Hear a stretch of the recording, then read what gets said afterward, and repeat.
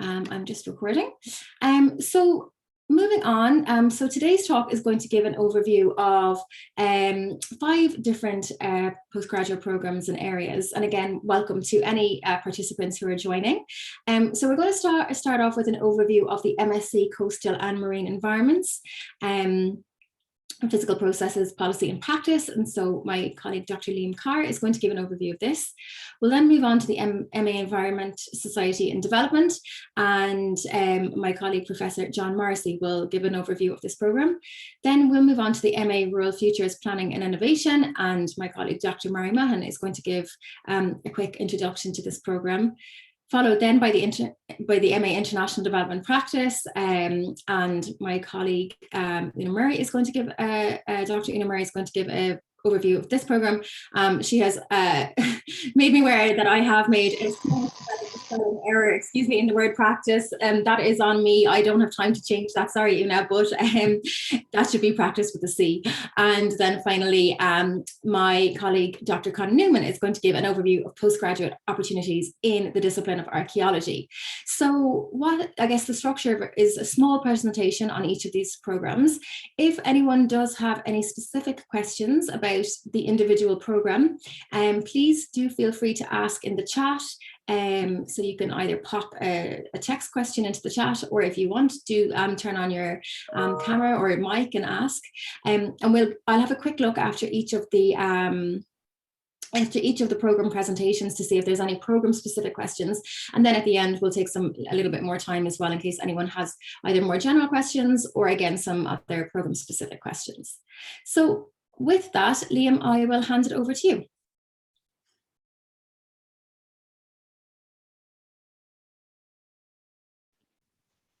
Let's try that again.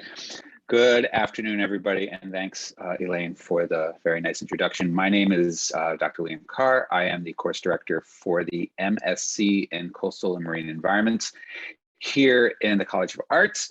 The MSc, in a nutshell, is a 12-month, 3-semester program where students engage scientifically with coastal and marine environments and issues related to the use, conservation, and planning of these environments.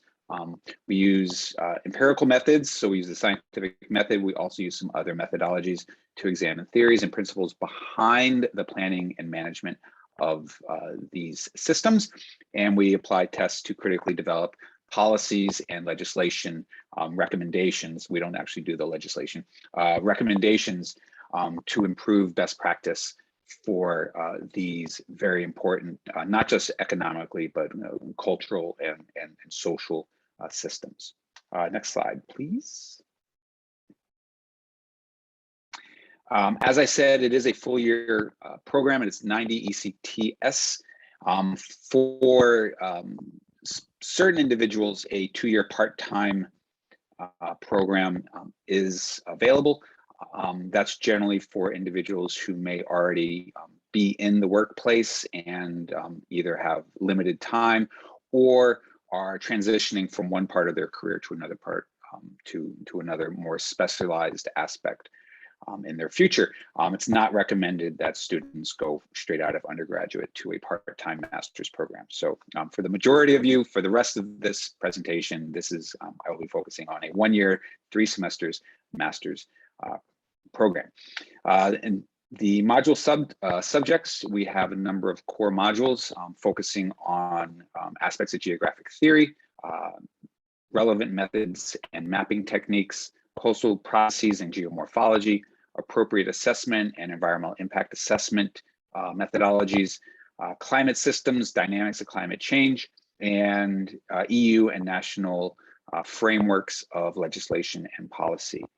And throughout it all, intertwined through our 6 taught modules, are other relevant aspects, in particular stakeholder engagement and some of the more human side of geography. So you get a heavy dose of physical geography and biogeography along with some human geography aspects. Next slide, please. What makes the MSc unique? We are heavily invested in field-based learning. In fact, last month we switched to our new field sites up in Donegal for the next couple of years. So we do field-based learning along the west coast of Ireland. We have dedicated ship time. We have 4 days of sea time with the Marine Institute that we every year put in an application for, and thus far we've been successful in receiving those 4 days. And these 4 days are critically important, not only for the students' professional development, but actually it helps build camaraderie for the cohort, and the students actually become a stronger team following the 4 days working out at sea. We also have a small student to advisor ratio. Because we have dedicated ship time, our numbers are capped at somewhere between 14 and 16 students. And that allows us to have a nearly 2-to-1 ratio for student to advisors for their dissertations. In terms of what kind of students do we attract, obviously, as a geography program, we attract students from the field or the fields in geography, as well as some of the more applied aspects of marine science and climatology. We do get some interest from some of the other foundational sciences, biology, chemistry, some physics, but that's not all. We get students with English backgrounds in political science and international affairs and public policy, linguistics, you name it. We have a philosophy major. You name it, we've gotten it. What's important to understand is that the student that's coming into the MSc has a strong interest in the issues that are affecting the planning and use of our coastal and marine systems. We are not a graduate program in marine biology or marine chemistry. If your interest is in that, I would encourage you to do some more research. The kind of work that we do is heavily applied, and there is, in almost every instance, a human environment link between the research that you're doing and the reasons that you're doing the research. So I can't stress that enough. It's always very disappointing to see a really strong applicant that's like really interested in tracking sea turtles. And I'm like, we don't track sea turtles. There are other programs out there that track sea turtles. We do an applied approach. We have a large international cohort, despite having around 16 students. About 50% of our student intake currently is coming from beyond Ireland and the EU. And in terms of where do they go, I think my math might be correct. I think we're going into our 7th year as an MSc, and we have about 100 graduates at this point. A large number of our graduates from Ireland stay within Ireland and move into the public sector, working for relevant departments and county councils and that sort of thing. We also have an increasing percentage of our numbers of students who target careers in consulting, environmental consulting and public consulting, both here in Ireland and abroad. And then every year, so far at least, we've had 1 or 2 students who have moved on into further studies, particularly doctoral work. For our international students, I don't know if we have any international members in the audience today. International students sometimes will stay on for a year or 2. There's programs from the Irish government that allow postgraduate master's students to seek employment in Ireland. And those that return to their home country oftentimes work within both federal and state bodies. So that's about what we do. There might be one more slide, and I think it's just some information. We are currently accepting applications for the coming year. Elaine will probably give you some insights on how applications work and when to expect responses on applications and stuff like that. But I'll leave you with this. In terms of the kind of students that we're looking for, students that have an understanding of an issue that is important to them, that they want to discover and help solve, are the kind of students that succeed in our program. And if you have any other queries or questions, I'll be here, hopefully on mute for the remainder of the hour, but you can also send me an email. My email is at the bottom of the screen.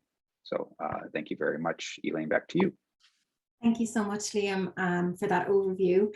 And again, if anyone has any questions, feel free to pop them in the chat, specifically, after each program presentation. And as I said, we'll also address questions at the end of the total presentations.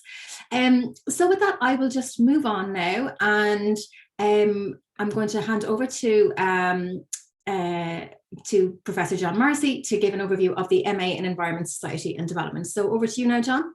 Okay, thanks, Elaine. Welcome, folks. I can see some of our students from NUI Galway and from elsewhere as well, I'm sure. You're very welcome. So I'm going to talk about our MA in Environment, Society and Development. Our program is really, I suppose, in many ways addressing kind of where we are in our contemporary world, which has been probably even more highlighted to us by the COVID-19 pandemic, which is very much in a position where we've overstepped the ecological boundaries and human environmental interfaces of our contemporary world. And that's been, manifested in the context of climate change, obviously, in the context of COP. We've seen all of the reminders of that in recent weeks, but also in terms of the forms of excessive economic production that have had an ecological destructive effect over the last 25 or 30 years or more now. And that all behoves us within the academic context to take on those challenges. And this program really is, and many of my colleagues here who have been involved in it for nearly 15 years now, we remember our motivation when we set up the program was exactly to address the holistic sort of overlapping concerns of human and environmental sustainability and development questions that are vital to bring expertise from the academic context into the public realm. So these are the kinds of broader concerns that the MA really addresses. Questions of human security, questions of environmental justice, questions of how you do community engagement in effective ways. How do you build civil society? How do you activate forms of knowledge and expertise that actually can make a difference in transformative ways in our contemporary world? And we've never been in a more pressing moment in that context. Like so many of the programs right across our school, field-based learning is one of the really key elements. And Lynn, if you could go to the next slide, thanks.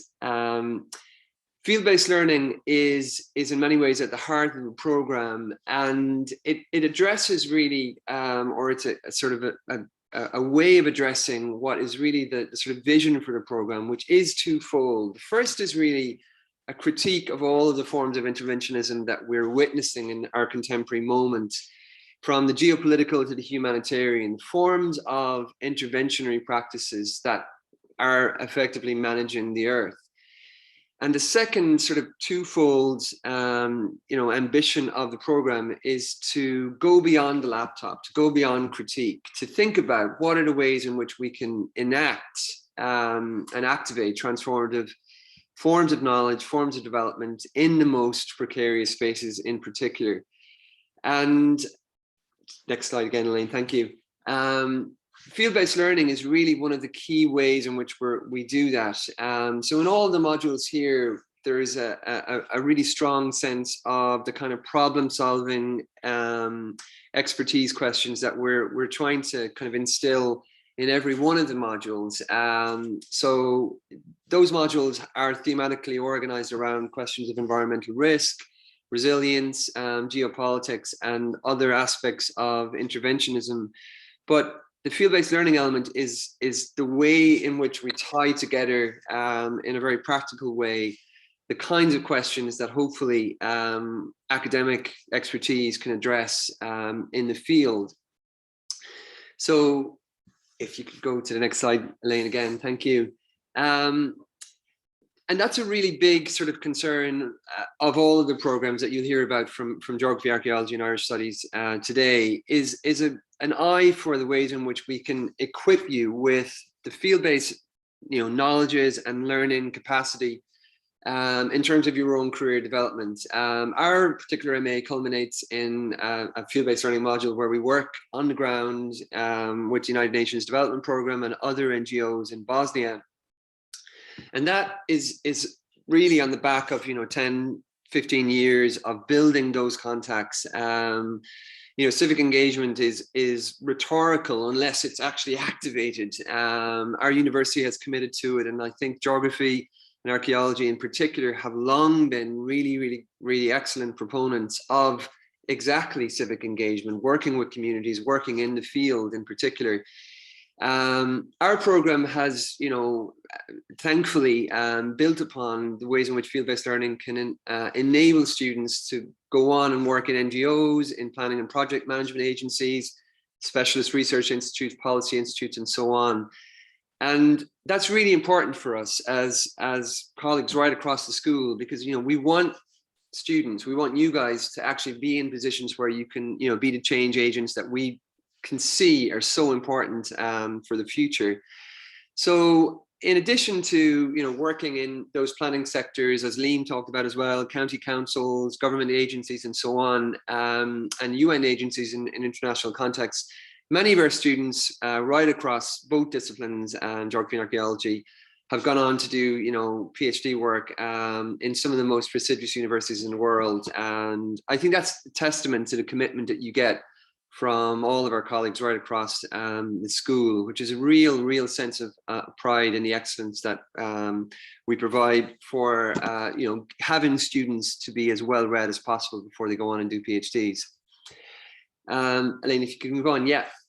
So in a nutshell, 3 core reasons to choose. I think the first is really exactly that sort of standard of academic excellence in our program that we've always set, which is, to engage in the most cutting edge theoretical work from, political ecology to post-colonialism, to contemporary critiques of environment, society relations, and to couple that with a sense of an eye on the more practical skills of, mapping, critical mapping, GIS, methodological expertise, research expertise, equipping students, in other words, with the problem-solving ability to be able to offer, a very kind of cogent set of knowledges in a policy nexus, in a governmental nexus, where a difference can be made. And I think that's something that we've always tried to combine, is that sort of academic theoretical work with an applied sense of critical knowledge as well. The field-based learning experience, I think, is a really important aspect. It really will give students, and always has given students, not just vital experience, but hugely important signifiers on their CVs, to be able to say that they worked for a week in Bosnia, or that they did the community action work here in Galway before they went as well, in terms of community mapping. All that experience builds into preparing students as much as possible for contributing in very real ways, in multiple ways in our contemporary world. The final thing, which Liam also mentioned, and it's something that we need, I think, to celebrate a lot more, is our commitment to you guys as students. And that's one of the things which always makes it such a joy for me to be the director of this program, is to work with colleagues who are just so committed to our students. It's the most important part of our week. Every week is teaching our modules at master's level. Our own program, and Mary and many others have been involved in it over the years as well. Have won awards for teaching, and I think that's a testament, really, ultimately, to our commitment to our students. Our students are also from all over, and that's one of the great things about the programs in geography and archaeology, is there's a real richness to the students who are actually on the programs, and that really adds to the overall pedagogy experience that you'll have. So there's some of the students from just more recent years on our program. So here's one of the student testimonies from more recent years. This is Martina Granieri, who graduated in 2019, and these are the kinds of ways in which we can take pride in what our students can go on to do. So Martina became the policy leader in the Office of Sustainability in Philadelphia, where she's from, and it's just wonderful to see the kinds of environmental justice and climate justice questions and critiques that she wants to bring to bear on city government operations and planning agencies within the city, and to be able to make that difference and see that difference happening. And some of the programs that she's initiated are just inspiring. So they're the kinds of, I guess, roles that students can go on to achieve in activating the knowledge they've acquired on our program. And just to mention briefly as well, then there are NUIG scholarships for any student with a first class honours undergraduate degree, and in our own program specifically, there is a Neil Smith Graduate Research Award for the best overall student, which is a lovely, prestigious award for students to win. I think, is that it? Elaine, is there one more slide? I'm not sure. No, that's it. But yeah, if you have any questions, my email address is john.morrissey@nuigalway.ie. I forgot to put that in at the end. I'm very, very happy to take any questions in due course when you've had a chance to think about it. And good luck. Thanks so much, John. You might just pop it into the chat, maybe. I will. Yeah, good idea. Your email address, and thank you for that great overview. So moving on, I'm going to hand over now to Dr. Mary Mahan, and Mary is a colleague in the School of Geography, Archaeology and Irish Studies as well in the discipline of geography, and is going to give an overview of the MA Rural Futures Planning and Innovations. So over to you, Mary. Thanks, and thanks very much, Elaine, for that introduction. So I'll just start straight in. Thanks, Elaine. So why this course? Why the Masters in Rural Futures Planning and Innovation? So we know that the rural represents a key sphere in any discussion on sustainable development. And while there's a lot known about the major trends that have impacted on rural places and on rural communities, we still struggle with the uncertainty about the future for the rural, and in trying to anticipate and plan for a possible and desired shape of that future. So this program approaches these challenges by focusing very much on innovation, how innovation contributes to future planning for rurality. So in other words, how do we imagine and plan for a range of alternative, but also feasible and desirable future developments for the rural? So next slide, please. So first of all, the idea of futures planning as being critical for effective policymaking. What we try and do in this program is explore how we can support existing planning and decision making. I mean, we realize that the routes into policy and influencing policy are very, very difficult to shift mindsets.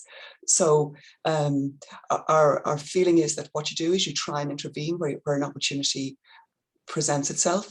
So our focus in the program is trying to critique those contemporary decision-making frameworks, try and look at alternative approaches to solve problems, and those alternative approaches being based on reasonable assumptions about what the future might hold for rural places. We very much emphasize the value of participatory and inclusive approaches and bottom-up perspectives on problem solving, as do all of the other master's programs in geography, and particularly in the case of the rural, because we see that perspective on problem solving is the main way to achieve sustainable development outcomes. So then the notion that the profile of rural areas is evolving. So while agriculture remains a very important component of the rural economy, there are very many other sectors now that actually provide the bulk of employment in the rural, and that's where innovation and innovative thinking is starting to really come to the fore, because rural areas need more future planning responses to more diverse population needs, because that is what we have in the rural now, far more diverse population profile and community profile, and the societal challenges that are emerging are also very, very different. Now, the COVID crisis has shown us that there are increasing demands for the unique rural quality of life experience, and also for innovative ways to secure and try and enhance rural livelihoods. Next slide, please, Elaine. So what the program will allow graduates to achieve. First of all, you would be in a position to identify future planning needs and challenges and respond to those challenges in a critical and a reflexive way, that you could propose innovative and alternative practical strategies, alternative policy narratives, alternative theoretical perspectives to those that have tended to be just very reactive to problems and challenges, or very predictive in the sense of continuing to rely on the same basic sets of ideas and assumptions that lead to the same well-worn outcomes, or sort of low impact, quick fix interventions that in the end have very little sustainability value. that you'd have confidence in your identification of yourself as somebody professional, what we sort of loosely term a professional self in your field, in this case in the field of rural innovation planning and rural futures planning, but the same for the other programs as well, that you leave with that sense of expertise in your realm, and the the capacity to really make a difference in these areas. So next slide, please, Elaine. So very quickly, everybody else has gone through this, so I won't waste time on it. This is 3 semesters. We have 7 core modules. Each semester, we cover 30 credits worth. And in the 3rd semester, we've got the we have our independent research. So next slide, Elaine, please. So really very quickly here now, the modules, not in any well, actually, yes, they are in order. They are in order of how they are delivered in semester 1. The first one, Introduction to Innovation and Futures Planning for Rural Development and Sustainability. This critiques key concepts and theoretical approaches that constitute contemporary scholarship on the rural. It features a number of guest speakers from the public sector, private sector, and from academia who speak to these key themes. Research methods and mapping, that's a pooled module across all of our master's programs, covering a range of methods, methodologies, methods of evidence collection and analysis, and the use of GIS. Then planning and innovation for rural service provision examines issues of service provision, public and private, and how service provision is a key facilitator of rural development and sustainability. Next slide, thank you, Elaine. Second semester, rural tourism. This focuses on the power of networks of individuals, organizations, government departments, who all have a stake in tourism development to try and collaboratively achieve agreed planning, future planning visions and strategies. Rural enterprise and innovation, industry innovation and development, that looks at the emerging scope for development of rural enterprise and industry, as particularly as sectors other than agriculture come increasingly to the fore. And then rural futures in agriculture and the multifunctional countryside.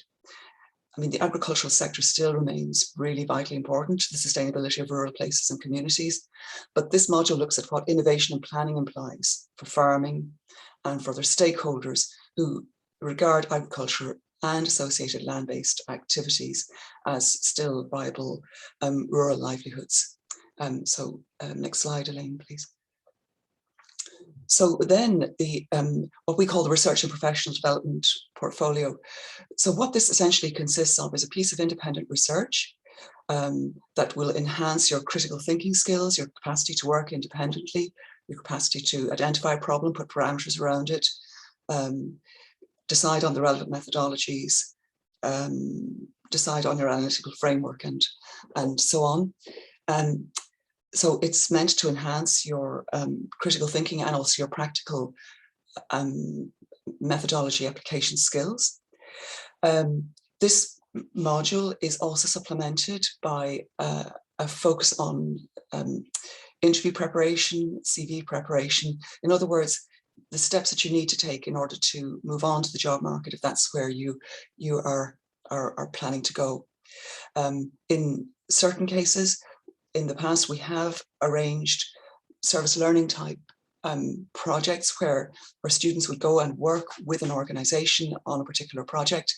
We sort of do that on a case-by-case basis. So it's not work placement, but it's more working with an organization to produce something that's of value to them. And then next slide, please, Emily. So we also offer the part-time option that Liam Carr referred to. And then in terms of the exit routes, there is as well the option for further study, moving into the PhD realm. But students from our program have gone to, and we would anticipate would still find roles in a range of government departments, in the public service, for example, in local authorities or other government agencies. That there would be exit routes into local tourism and heritage type organizations, that there might be some outlets in international aid organizations with a particular emphasis on rural issues. and also into the private sector, into rural organisations and enterprises. Next slide, please, Elaine. So just to wrap up, what we believe this programme will create are graduates who are experts in thinking innovatively about the future of rural areas. You will be drawing on the expertise of NUI Galway geography staff and external experts to provide you with a variety of ways of exploring the rural. The programme is developed on strong theoretical foundations and applications in the relevant field-based context, and we're also very, very wedded to the notion that you have to get out of the classroom and out into the field to understand what the issues are and how your knowledge in the classroom applies to that. Our programmes are set in a very unique setting, the West of Ireland, where all of these contemporary issues, including rural issues, can be examined in a way that also has a really strong connection to the global influences that we're also very keen to understand.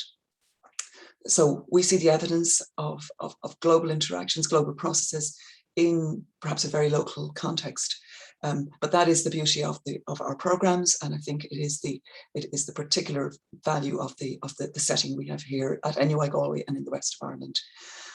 So that's just one more slide, I think. Elaine, just to say thanks to you for tuning in, and you can barely see my email there, but it's mary.mahan@nuigalway.ie if you have any other questions. Thank you very much, Elaine. Thank you so much, Mary. That was a great presentation, and I guess just for our participants, if anyone has joined, we've been through 3 programs in the discipline of geography. We're about to move on to the MA in International Development Practice now in a moment, which is a new MA, and then we will also review postgraduate opportunities in archaeology. But I guess just reflecting on some of those presentations, there's really some key themes coming through, which is great through all of those in terms of opportunity for field-based learning, I guess bottom-up problem solving being at the heart of a lot of the programs that we've had an overview of, and making a difference. And I think with that said, around making a difference, I think that's a nice segue into handing over to my colleague, Dr. Una Murray, who's going to give an overview of a new program launching in September 2022, which is the MA in International Development Practice. So I'll hand over to you, Una. Well, thanks, Elaine, and that's a nice segue into this new MA in International Development Practice. And I guess this is combining human geography with international development. And again, it's a critique and analysis of international development practice, and it's really focused on what skills you would need to engage and embrace a career in international development or in this sector as a change agent, using your critique, analysis, and skills. Okay, so it's really for, why would you want to do this new MA in International Development Practice? It's really for people who are interested in interdisciplinary global challenges. And my colleagues have already mentioned a lot of these challenges, like environment, climate, but also poverty, nutrition, hunger, energy, gender, health, all these kind of issues. And these are framed under the Sustainable Development Goals, which are 17 goals that the world has agreed to reach. I don't know if we are going to, by 2030. And there's 169 indicators for the SDGs. So really it's to become an agent of change by upskilling in this sector. Okay, so what is the international development sector? It's composed of government agencies, international bodies such as the UN, like UNICEF, International Labour Organization, WHO, UNDP, NGOs, large NGOs like Concern and Trócaire, some of our international NGOs like Care International or World Vision, who are in countries all over the world. But the sector is also has researchers who work in this area, who provide evidence and statistics and analysis of what's happening globally. But the sector really is those people who are engaged with economically disadvantaged regions around the world to kind of look at how you can address inequalities in these regions and how they're linked to what we do here in the global north. But the sector is very big. It's we're in Ireland, we're supposed to spend 0.7 of our gross national income on overseas development assistance. the moment we spend 0.31, but there is a really big demand for critical postgraduates who can have skills to work in this sector. On the right, I just have pictures of our government policy on international development. It's called A Better World. Okay, thanks. Yeah.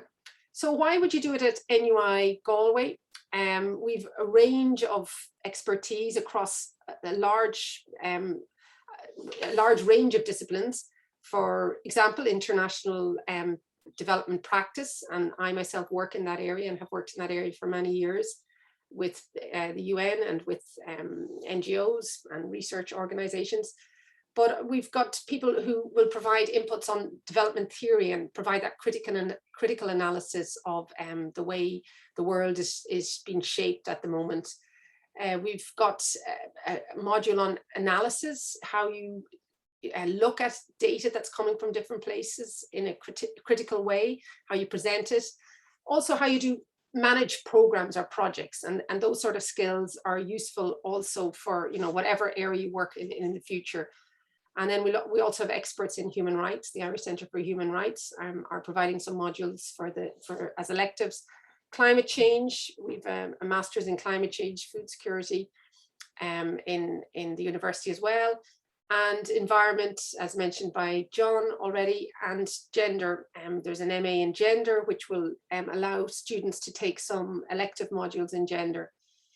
Okay, so really it's a focus on these sort of areas and the skills needed to let people apply. Thanks. So it's made up similar to the other modules. We've got core modules and electives, and the electives can be organized around either climate change, agriculture, food security, development, security and governments, gender and human rights, and sustainable development practice. And the core modules are those that I mentioned already. And then just a few words on the dissertation, and we can go on to the next slide, which is really a research. It's similar to what Mari mentioned in the Rural Futures Planning. We're taking a very student-centered approach and trying to link or assess students' interests and skills and where they want to go, where they see themselves working, and then try and match their skills with some research partners and see if they can do a piece of research that is academic in quality, but links to something that's needed or required by a research partner. So hopefully that will produce, policy briefs or, short summary of the sector. And, depending on how students get on, it might lead to further careers. Thanks. And even further research PhD. Okay, next slide. So really, I suppose, what's the difference in our new Masters in International Development Practice? It's really a mix of theory, practice, and then you can specialize as well. And it's very strong on collaboration across NUI Galway, across the different disciplines, and using the great expertise that's already available in NUI Galway for the electives section and other parts of this Masters. And it has strong partnerships with international organizations and NGOs. And we're going to invite, guests similar to the other modules, guests to provide their perspective on what they do. Give examples of what their job entails, or what skills they feel are needed to work in the sector, and where they see different SDG challenges going in the future. So there's also a distance learning option for semester 2. And there are some 2-year Masters in Development Practice models, but this is a 1-year Masters in International Development Practice, so it's different from that model. Okay, and on we also have this kind of research project placement focus in the Masters. So we will focus on activism, on theory, on practice, and on contemporary issues that are happening in Ireland and overseas in the world. So that is basically it, and we'll take any questions afterwards. There's my contact for further information, and we welcome participants, or welcome students from, you know, both Ireland and overseas and other countries to the new masters. Thank you. Elaine, back to you. Thank you so much, Una, and really interesting to get that overview of that new masters, and I guess just so topical. I know you're literally just back from COP26 yourself, so you know, I think just so relevant to I guess everything that the world is going through at the moment. So thank you for that overview. So I'm just going to stop sharing my screen now, and I'm going to hand over to Dr. Conor Newman, and Conor is going to bring us through postgraduate opportunities available in the discipline of archaeology. So really looking forward to hearing about those. Thanks, Conor. Thank you, Elaine. I think you need to allow me to share the screen. I do. You should be able to. Okay, yep. Okay. I hope you can all see that, and thank you very much for the introduction. And to the others, if you saw me glancing and looking like I was typing, I was actually screen grabbing. There's some very important information coming out there. I mean, bringing up the rear as I am, you know, it kind of gives you a perspective on the whole thing, and as all the others have said, and John Morrissey emphasizing it from the start, you know, there's some very clear principles emerging from everything that we do in the School of Geography, Archaeology and Irish Studies. And I think they're bookended by care for the world that we live in and care for you students, and seeing that there's an opportunity here for us to step up to the plate and to train you to make a difference in the future. And that's what we're all committed to. I suppose I should start by saying to those of you who are joining us, well done for thinking about doing postgraduate studies, because this is really where you get to flex your muscle. You're probably all coming to the end of your undergraduate degree now. You've had a certain amount of basic training, and the postgraduate environment allows you an opportunity to really explore the things that have attracted your attention and piqued your interest, and to refine your skill set down to a much more professional and saleable commodity as such. In other words, to be able to sort of take that next step to move into the world that we're all trying to live in and to make better against the backdrop of some of the things you've been hearing about already. I thought I would just kind of start very rapidly with an overview of the various options that are available in postgraduate studies in archaeology, but I'm going to home in on the MA program, Landscape Archaeology and Heritage in particular, since I think the thrust of the talks this afternoon are very much on the denominated MA programs. But obviously, like everyone has said or featured in their slides, there are PhD options, and it goes for all of the departments, all of the disciplines in the school. There are structured PhDs, there's research PhDs, that's where it's all research without any taught component, and there are PhDs by publication. And we offer full-time and part-time options as well, and they range from 4 to 6 years. And they all build towards a 90 to 120,000 word thesis on a topic of your choice. We still operate an MLit in archaeology. Maybe as the name implies, we're a little old-fashioned in that regard, but we feel that there are students who want to get their teeth into some pretty solid research themes, but are not quite ready for a PhD. So we hold on to the degree, the MLit program. We have, I think, 2 students doing an MLit in archaeology at the moment. So it's a 2-year degree, non-denominated. So it's an MLit in archaeology, and it's pure research, and you work towards producing a 50 to 60,000 word thesis. But in some instances, the students will be road testing both themselves and a topic in the MLit, and maybe by the end of year 1 or the middle of year 2, will begin to think that really what they'd like to do is convert this over to a PhD. So that happens as well. Obviously, there's a formal review process, but it does happen. And then if I skip to the bottom of the screen here, the MA in Archaeology, we have again an undenominated or non-denominated one-year MA program that we tailor to students who don't want to do any of the other programs that we're offering there, but would still like to pursue some advanced research in archaeology. So typically it might be somebody who's mid-career, who's interested in refining their skill set. And so what we do is we select modules that are shaped around what that person wants from the qualification.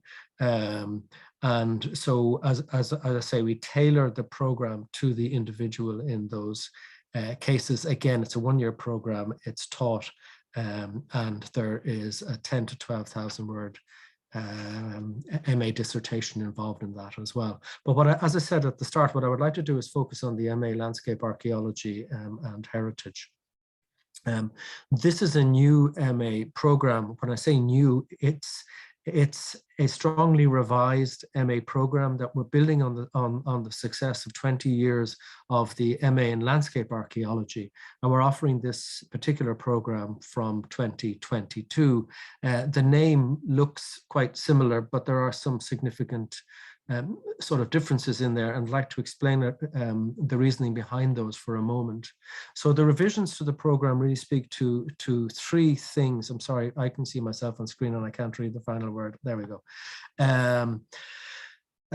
It speaks to the maturation of landscape studies per se. So landscape studies, which began in earnest, I guess, in the 1980s and into the 1990s, have really matured, and almost every discipline on offer in the humanities and social sciences in universities across the world have a strong sort of landscape side to them.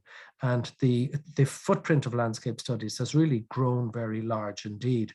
And it's looking more and more at the worlds that we make for ourselves, and the way that we express those worlds, the way we build those worlds, and the way we express our values. And some of those are tangible and some of them are intangible expressions.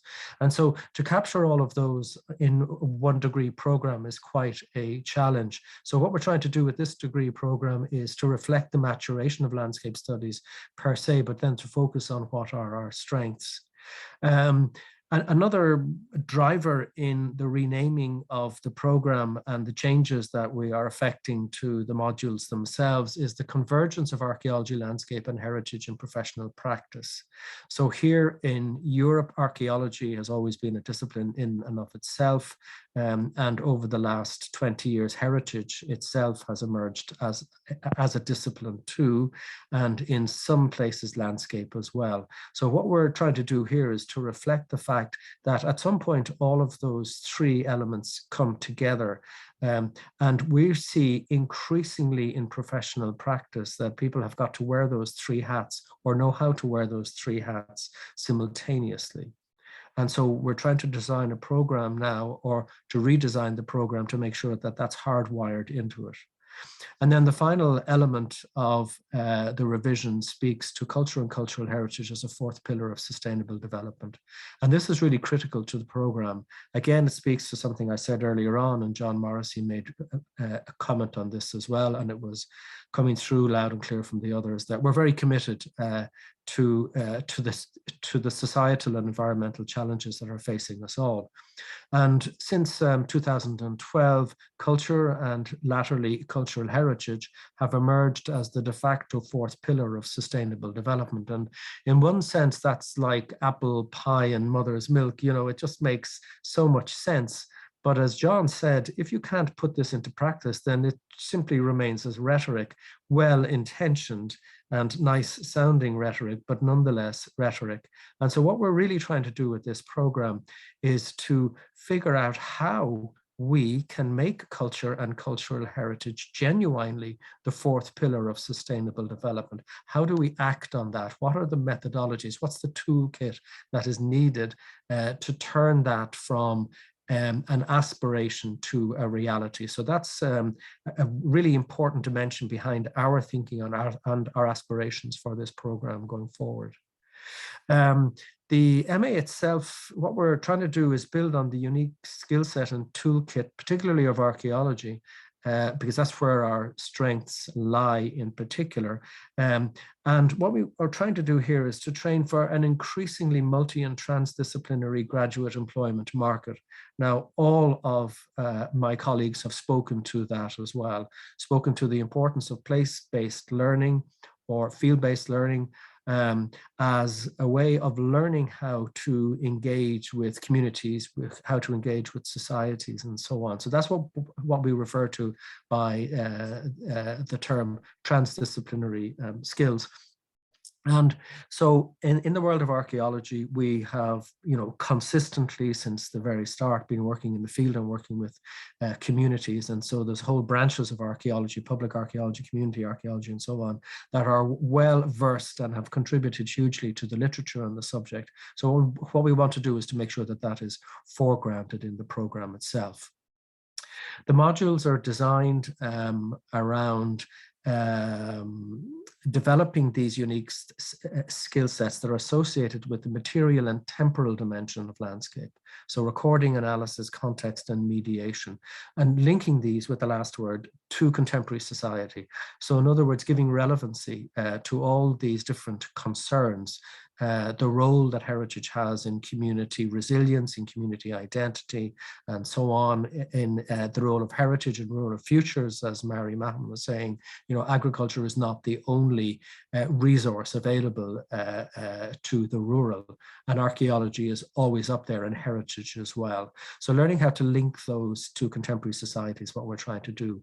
Our field school for the foreseeable future is going to be linked to the Farming Rath Croghan project, which is a European funded project looking at how farming for conservation, I guess, is a way of framing what they're doing in Rath Croghan, one of the most important prehistoric royal landscapes in Europe, but it's a farmed landscape where people live and so on. So we're working with this project in the school, in the Department of Archaeology here. And so what we're going to do, in essence, is use this as the case study for the field school that is an important element in the second semester of the offering. The sorts of modules, I'm not going to list them off for you, but you get a sense of what we're trying to do here. We look at the landscape perspective, looking at landscape theory and interpretation, then methods and sources, resources, databases. We have a module on GIS and archaeology. We have a module on landscape sustainability and environmental impact assessment. And so what we're very keen to do is to make sure that you emerge out of this with a toolkit that prepares you for the job market. Managing landscapes, public and community archaeology, landscape planning, as well as national and international policies and instruments. Knowing the architecture and the geography of national and international policies in this sphere is really important. And the slide I have at the bottom is just a screen grab from the Council of Europe's Faro Convention on the value of cultural heritage for society. And this is kind of a cornerstone policy document for Europe going forward, and it's a cornerstone to this particular program that I'm introducing to you. I'm realizing I'm coming to the end of time, but just to wrap up then with a couple of things. So career opportunities, cultural heritage stewardship and management. We also have graduates working in heritage-led community liaison and development, working in private and public spheres, in consultancies, for example, and working in the field of landscape and archaeology, and for regulatory bodies as well. We have traditionally attracted students from across the globe, approximately 50-50 at this stage, between students from Asia and the United States, a couple from Europe as well as Irish students.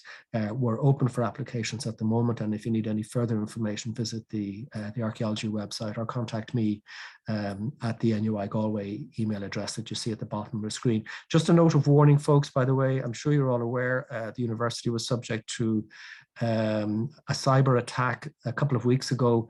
So the websites are all inactive at the moment. So as soon as they become active, we'll be updating them with further information. So if you looked at the website previously, come back and have a look at it when it becomes available again. So I think that's me done. Thank you very much, Lorraine, and thank you everyone for your attention.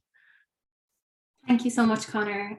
That's fantastic. And yeah, thank you to all of our participants and our speakers today. You know, it's been really insightful for me, just getting, again, a kind of an in-depth understanding of the programs, and also, again, seeing the high-level themes coming through, and a lot of those, again, coming through in your presentation, Conor, around, I guess, addressing, you know, major societal and environmental issues, obviously the challenge of sustainability and how we become more sustainability.